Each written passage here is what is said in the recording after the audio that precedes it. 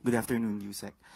Baka po gusto lang mag-comment ng Palasyo sa naging pahayag ni Senator Bato de la Rosa kahapon nung napag-usapan nga po yung possible ICC arrest niya dahil po kay sa nasabi ni E.S. Bersamin. Ang sabi niya po, ewan ko, mahilig sila sa gano'n na kapag may mainit na issue na pinupukol sa Malacanang, pinag-uusapan na naman ang tungkol nangyari kay FL. Ngayon, gagawa sila ng issue about ICC and a senator to divert the issue. Mahilig ang mga tao dyan sa Malacanang gumawa ng panibagong issue kahit old issue.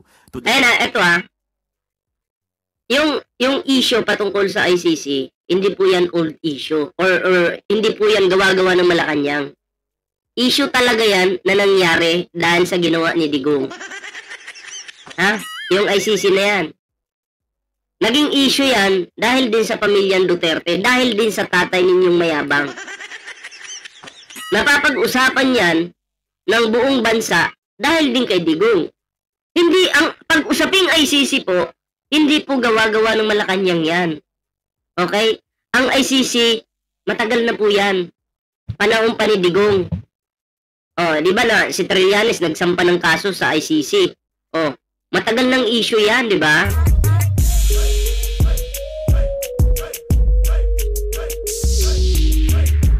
Ang mali lang dito ni Bato, sasabihin gawa-gawa ng Malacanang. Senador ka pero ganyan ka mag-isip, di ba?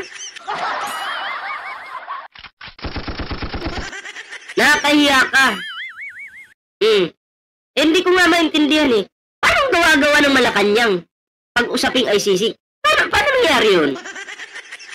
Paki-explain nga ba to? Mukhang, hindi namin alam ikaw yung gumagawa ng ganyang kwento Diba? Ibang klase talaga to si Bato. Anyway, sa mga bagong pasok dyan ayan, huwag kalimutan mag-like sa ating live ngayon. Bato yung pag-uusapan natin ngayon. Diba? Divert people's attention. Okay, sinulat ko po para matandaan ko. Unang-una po, yung possible ICC arrest, hindi po to old issue. Every now and then, may nadidinig po tayo na maaaring mailabas ang warrant of arrest. At hindi rin po issue ang ICC, yung case na pending before the ICC. Pangalawa, ang sinabi po ay mahilig, sorry Ito, Carl Acosta, shoutout po mahilig po ang mga tao dyan sa Malacanang gumawa ng panibagong issue kahit old issue, i-recycle to divert people's attention. Hindi, yun yung usaping pambansa Kahit old issue pa yan, dahil hindi pa nasusolusyonan, normal lang na pag-usapan yan. Bakit ba to pag pinag-uusapan ang ICC, pag usaping ICC, parang sinusunog yung kaluluwa mo? Bakit? Tandaan po natin ang Interpol nasa Pilipinas na. Sinundan pa ng usaping ICC. Sinundan pa ng usaping ICC, di si Bato ngayon, nagkaletse-letse, no? Pinagpawisan. Nora Morales, magandang hapon po, magandang gabi, Huwag nyo na daw kasing halongkatin. Pag usaping ICC, kinakabahan si Bato. Diba? Kinakabahan po si Bato. Huwag naman kayong ganun. Bakit ginaganyan nyo yung inyong yung Bato? Ang pag-usapan nyo daw yung missing sa Bungeros. Kasi kahit papaano makakahinga si Bato ng maluwag doon. Diba? Sa aking pagkakatanda, wala naman po tayong na-erase na mga old issues, maliban lang kung ito ay related sa itinatanong sa atin. Sino po ba yung mahilig mag-raise ng old issues na sa ating pagkakatanda ay nagkaroon pa po ng hearing patungkol sa isang pre-operation ng PIDEA na ang taon pa ay 2012? Diba, mga Duterte? PIDEA operation. Yung si Morales. Old issue na yun Inalungkat nila, nandamay pa ng artista. Sinong dinamay na artista? Si Maricel Soriano na tahimik na tao, dinadamay ninyo. Ang kakapal na mukha nyo. Diba?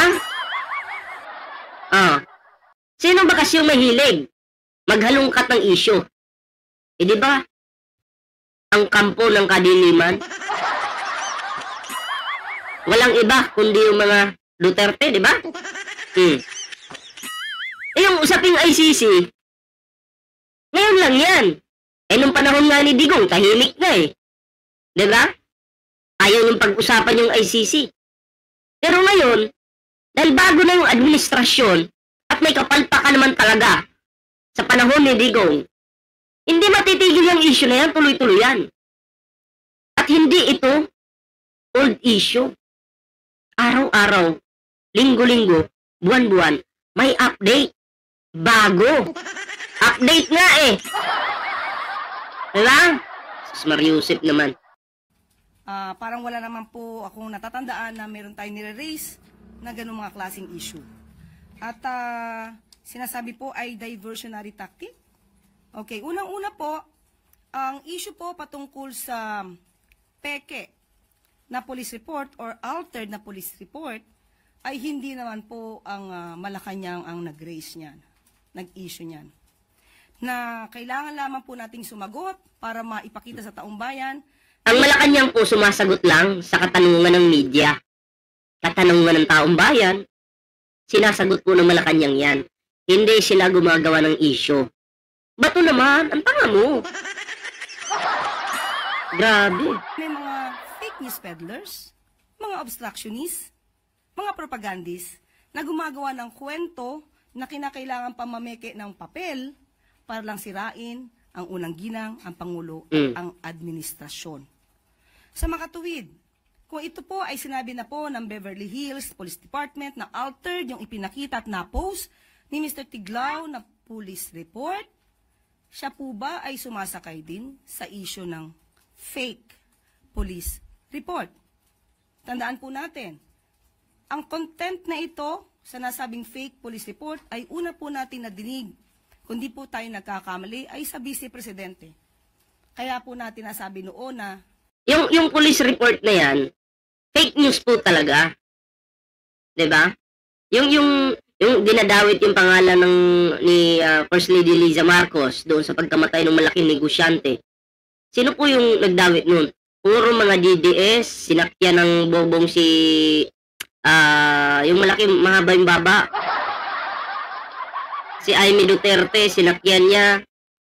Papatawag pa di umano si First Lady sa Senado. 'Di ba? Hindi na nahiya. Papatawag pa daw po doon si First Lady. Yung pala na pag-alaman, ang Beverly Hills naglabas ng isang katibayan na wala naman po doon yung pangalan ni First Lady. 'Di ba? Gusto sa totoo lang, eto sasabihin nyo, ang mga Duterte sinisiraan, hindi po totoo 'yan. Pero kung titingnan ninyo, ang pangalan, pamilyang Marcos, sinisira po ng mga Duterte. Kahit hindi nila ginawa, hindi ginawa ng mga Marcos, ni First Lady, pinipilit nilang isingit doon sa pagkamatay ng malaking negosyante na yon para masira ang pangalan ng First Lady. Ganon po sila, katanga. Okay? Katangan nyo. Gagawa na lang kayo ng kwento, palpak pa.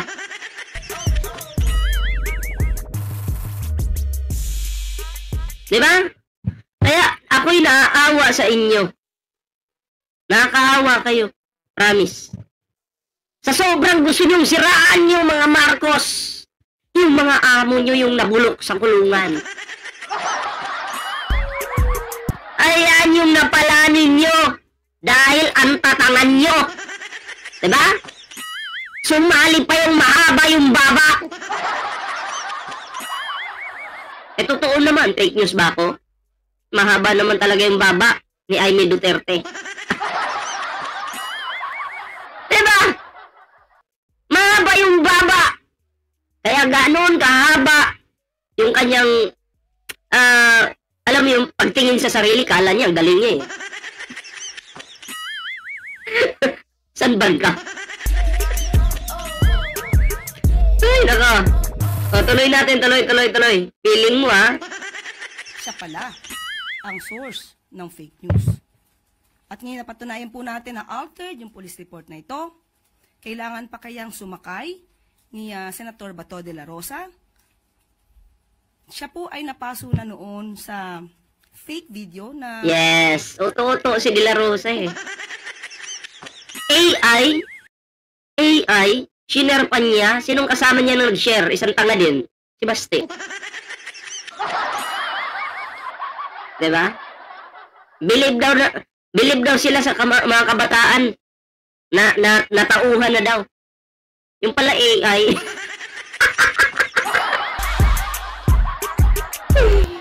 Ay, nako, hindi ko nga alam bakit naging senador to.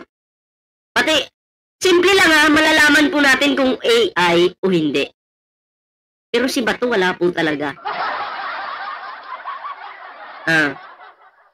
Di ba? AI generated pala. So, bilang senador, sana po ay maging mapanuri din po siya sa mga issues dahil never gagamitin, hindi gagamitin ng Malacanang ang issue na peke na dokumento. Yes, o Bato ha, sinisermonan ka ni Atty. Claire ha. Oo, wag daw uto-uto. Bakit naman gagamitin Rolando Barcoma, shout to ha. ng diversionary tactic kung kaya naman pong sagutin ng Malacanang na ang pinapalabas at pinapakalat na police report ay peke. Hi, Yusek. Follow-up lang po on Senator Bato. Sabi niya po kahapon na hindi siya a-attend ng fourth SONA ni President kasi meron daw po siyang personal conflict or issues with some congressmen and Ma'am Anita Subido, shout to ha. officials from Malacanang. Meron po siyang quote dito here. Alangan namang pupunta ako doon ng nakasimangot. Pangit, di ba? May we have the palace's reaction. Okay lang naman po, karapatan naman po niya yan kung hindi po siya pumunta. Pero mas maganda po sana madinig niya po kung ano ang naging... Hindi pupunta yan. Bakit? Pag alam mo sa sarili mong isa kang kahihiyan sa Pilipinas, hindi ka talagang pupunta sa SUNA. Kasi wala kang ambag sa Pilipinas. Isa kang malaking kahihiyan para sa mga Pilipino. Tapos pupunta ka pa sa SUNA, hindi ka ba nahiya? Karapatan mo yan na hindi ka pumunta kasi wala ka namang ambag. Wala kang ambag.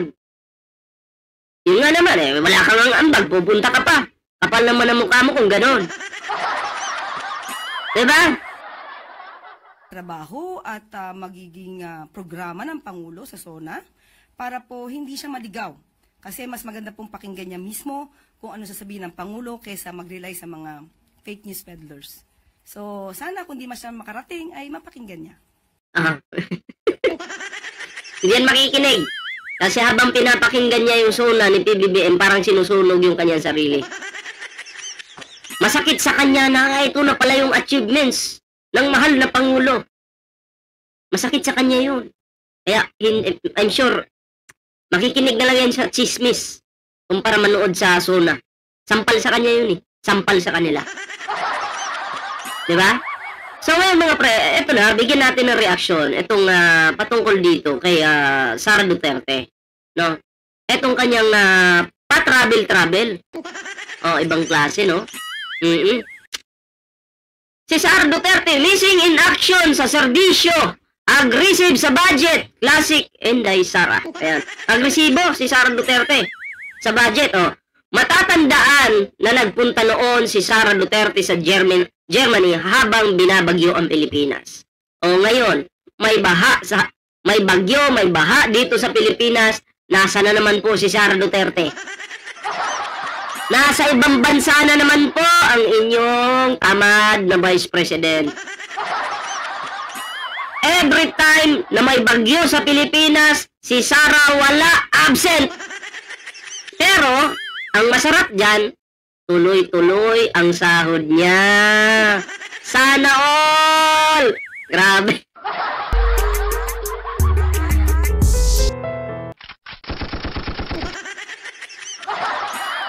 Di ba? Nasa ibang bansa na naman. Nagpapasarap. Masarap yung kinakain niya doon. Nasa magandang hotel. Kasama yung mga staff niya. Tapos yung Pilipinas, binabaha, nahihirapan, yung mga Pilipino dito naghihirap. Si PBBM nagtatrabaho para sa mga binaha, 'di ba? Pero si Sara Duterte po, natamad. Ang sarap ng buhay ngayon. 'Di ba? Nandun po sa ibang bansa. Pa-steak lang. Sana all. Ma'am Dalisa Enrique, salamat po sa mga nag-like sa ating live ngayon. Salamat po.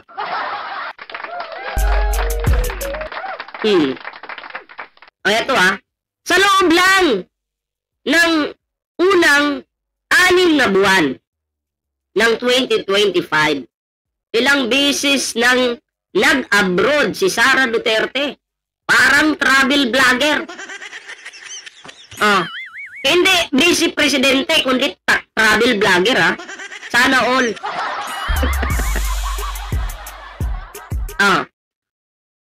Wala nang ibang ginawa kundi bumiyahe habang napapabayaan ang tungkulin. Pero may gana pang humingi ng halos 1 bilyong budget para sa 2026. Ano? Yung sarap ng buhay, di ba? Manghihingi ka pa ng budget. Sa 2026, halos 1 bilyon. Tapos sa 2025, pa-travel-travel ka lang, tamad ka, wala kang ginagawa. Naninira ka pa sa gobyerno. Shoutout kay Rogelio Flores at kay Ma'am Elsa Brillante, Aileen Sotelo, shoutout po. Kayo sa tingin nyo, matutuwa ba kayo na bigyan ng budget si Sara sa 2026? Yung kanyang kahilingan, matutuwa ba kayo na pagbibigyan ng administrasyon? Ano sa tingin nyo? Nararapat bang pagbigyan yung tamad na vice presidente? Ayan 3 times na po siya sa Netherlands. Balik-balik. Okay lang naman sana kung pupunta doon 2 gabi, 3 gabi, din balik sa Pilipinas kasi normal, may trabaho ka, vice presidente ka. Pero hindi. Ang tagal po. Bago bumalik ng Pilipinas, yung trabaho niya napabayaan na. Kaya, normal lang na ma-impeach itong tamad na to. Sa totoo lang.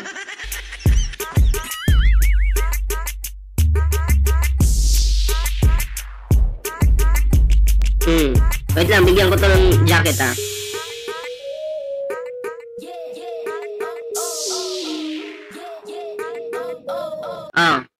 di ba?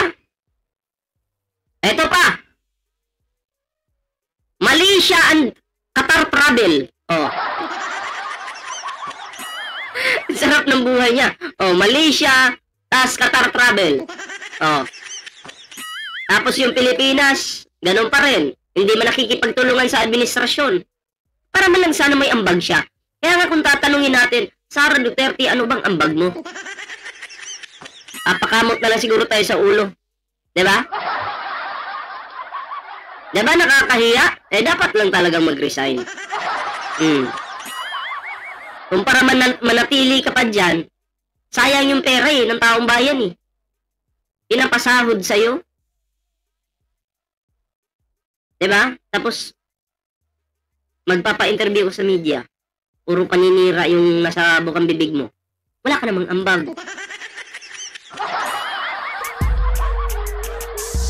Meron pa. Australia travel. Ay, salamat po kay Arnold Tulfo. Salamat po sa iyong pakulay. Salamat po sa 125 million. Ayan. Uubusin ko po yan sa loob ng 11 days. Salamat sa blessings PBBM as nag-a-abroad para maganda ang investment sa bansa.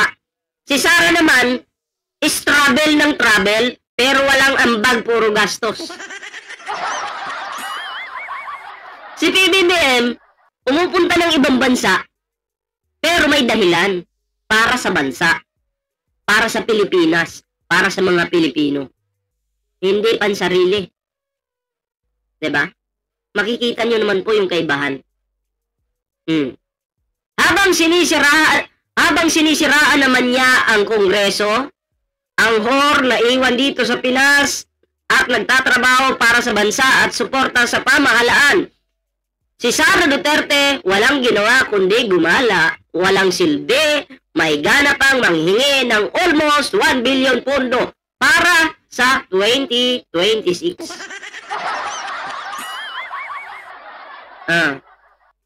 Shoutout kay si Minagawa, ha. Ayan.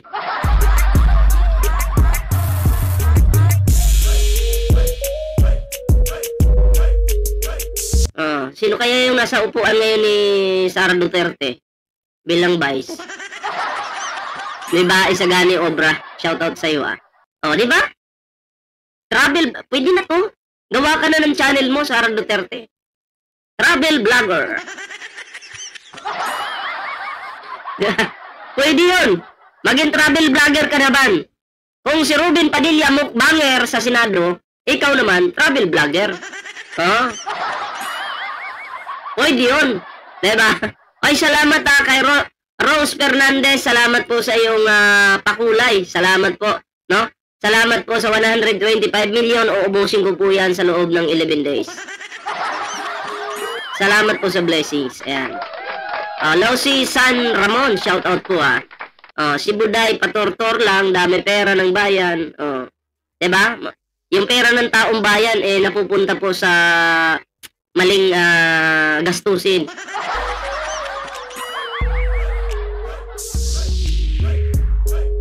Ganito ba, Hi, ako si Lustay. Dito ako ngayon, palustay-lustay lang. Dito ako ngayon sa Netherlands.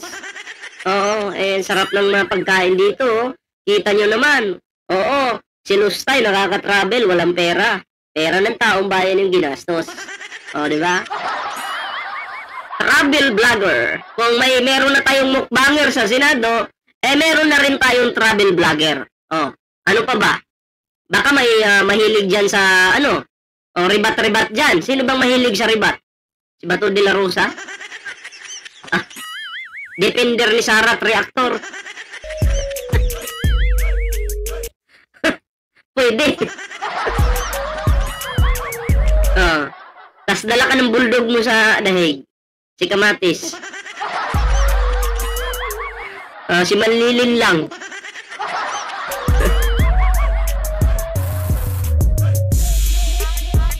Ano ba, pwede yun? Ma'am Cora Vidal, shoutout pa. Magandang gabi. Ayan.